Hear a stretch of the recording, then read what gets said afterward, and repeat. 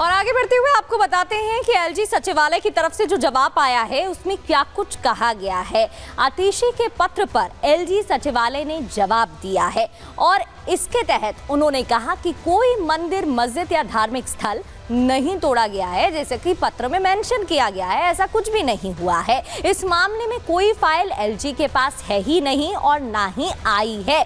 आतिशी और अरविंद केजरीवाल पर भी निशाना साधा गया और निशाना साधते हुए उन्होंने आम आदमी पार्टी अपनी विफलताओं से ध्यान भटकाना चाह रही है, इसलिए ऐसी बात कह रही है, ये बात लिखी। आम आदमी पार्टी पर घटिया राजनीति करने का आरोप भी लगाया। इससे पहले आपको बता दें, एलजी की तरफ से आतिशी को पत्र लिखा गया था और उसके बाद ये जो पत्र है आतिशी की तरफ से दोबारा लिखा गया है। पहले आतिशी ने कहा कि गंदी राजनीति ना करिए, उसके बाद आतिशी की तरफ से पत्र लिखा गया जिसमें धार्मिक बातों का, धार्मिक मंदिरों का मुद्दा उठाया गया और उसके बाद एलजी सचिवालय की तरफ से ये जवाब सामने आया है। अब आगे बढ़ते हुए आपको बताते हैं कि एलजी ने क्या कुछ कहा, आतिशी की तरफ से क्या कुछ कहा गया, सचिवालय की तरफ से क्या कुछ कहा गया। और आप देख सकते हैं एक के बाद एक लेटर वॉर में कितनी सारी चिट्ठियां यहाँ पर लिखी गई और बयानबाजी तेज होती नजर आ रही है।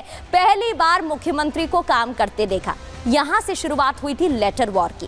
पूर्व सीएम ने आपको अस्थाई सीएम कहा, मुझे इस पर दुख हुआ, वो मुझे बहुत आपत्तिजनक लगा और मैं इससे बहुत आहत हूं। इसके अलावा मैं आपका ही नहीं, राष्ट्रपति और मेरा भी यहाँ पर अपमान है, उन्होंने ये बात कही है। और साथ ही आपको बता दें इस पर जवाब क्या आता है, आतिशी की तरफ से क्या कुछ लिखा गया पत्र में।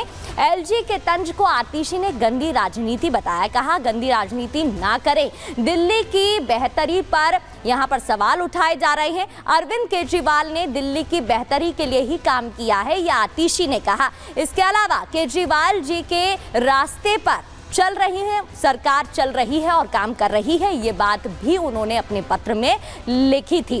अब आपको बताते हैं पूरे मामले में क्या कुछ अपडेट सामने आ रहा है, एक के बाद एक बयानबाजी भी देखने को मिल रही है। एक रिपोर्ट आपको इस पर दिखाते हैं।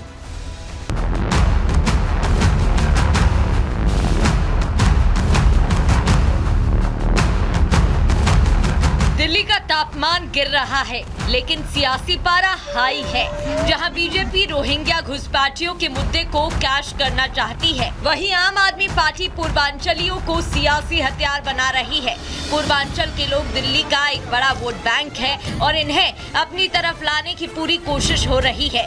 2015 और 2020 के विधानसभा चुनाव पर नजर डालें तो जिन इलाकों में आम आदमी पार्टी को पूर्वांचली मतदाताओं का साथ मिला, वहां बड़ी जीत हुई। यही वजह है कि आम आदमी पार्टी इस बार भी पूर्वांचली वोट बैंक पर नजरें गड़ाए बैठी है। आम आदमी पार्टी के नेता जब भी कैमरे के सामने आते हैं तो पूर्वांचलियों के सम्मान की बात करते हैं। आम आदमी पार्टी के नेता बीजेपी ही नहीं, अब आरएसएस से भी पूर्वांचलियों के मुद्दे पर सवाल कर रही है। आरएसएस स्वयं को कहती है कि हम एक सामाजिक सांस्कृतिक संस्था है, हमारा राजनीति से कोई लेना देना नहीं।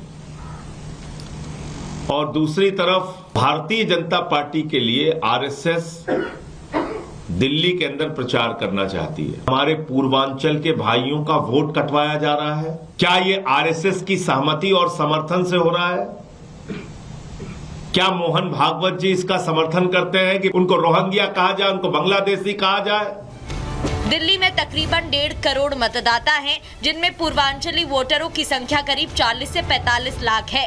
दिल्ली की 70 विधानसभा सीटों में से 35 सीटें ऐसी हैं जहां पूर्वांचली वोट गेम चेंजर साबित होते हैं। यही वजह है कि आम आदमी पार्टी बार बार पूर्वांचली वोटर के मुद्दों को हवा दे रही है। दिल्ली का रण जीतने के लिए लेटर वॉर भी शुरू हो गया है। सीएम केजरीवाल जहां आरएसएस को पत्र लिख रहे हैं, वहीं लेटर के जरिए सीएम आतिशी और एलजीबी के सक्सेना में तीखी बहस जारी है। आम आदमी पार्टी का फोकस 17% दलित वोटों पर है। यही वजह है कि आतिशी के लेटर में उस वोट बैंक वाली रणनीति साफ नजर आ रही है। पार्टी की केंद्र सरकार दिल्ली के अलग अलग हिस्सों में कई सारे मंदिरों को और बौद्ध धर्म के मंदिरों को तोड़ने का प्लान बना रही है। जो रिलीजियस कमेटी है वो सीधे तौर पर केंद्र सरकार के अधीन आती है। भारतीय जनता पार्टी की केंद्र सरकार द्वारा अपॉइंटेड प्रिंसिपल सेक्रेटरी होम फैसला लेता है और उस फैसले को केंद्र सरकार के नुमाइंदे एलजी साहब के पास अप्रूवल के लिए भेजता है।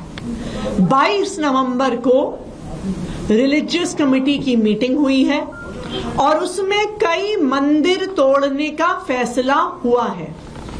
सीएम आतिशी के इस आरोप का एलजी सचिवालय ने पहले ही खंडन कर दिया।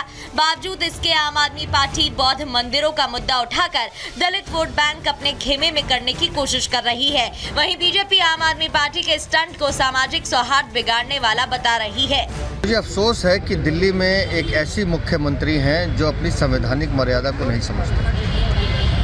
आज नए वर्ष के पहले दिन वो दिल्ली का धार्मिक सद्भाव खराब करना चाहते हैं। आम आदमी पार्टी चुनावी वादों का पिटारा खोल चुकी है। ऐसे में बीजेपी इन वादों को कोरा झूठ बताने के साथ साथ ये दावा कर रही है कि केजरीवाल जो कहते हैं वो बिल्कुल नहीं करते। 2024 में एक ऐसा विस्मयकारी और विचित्र उदाहरण देश को देखने को मिला कि जिन्होंने मुख्यमंत्री के रूप में पद नहीं छोड़ा और उससे बड़ी बात जेल में रह के पद नहीं छोड़ा और जेल से बाहर आके पद छोड़ दिया। आम आदमी पार्टी उसकी दूसरी एक्सट्रीम है, जो कहते हैं वो कभी नहीं करते हैं। दिल्ली में सभी दलों की तरफ से सियासी चक्रव्यूह रचा जा रहा है। अब देखना ये होगा कि इस चक्रव्यूह को भेद कर कौन सत्ता का स्वाद चखता है। Bureau report, Republic Bharat.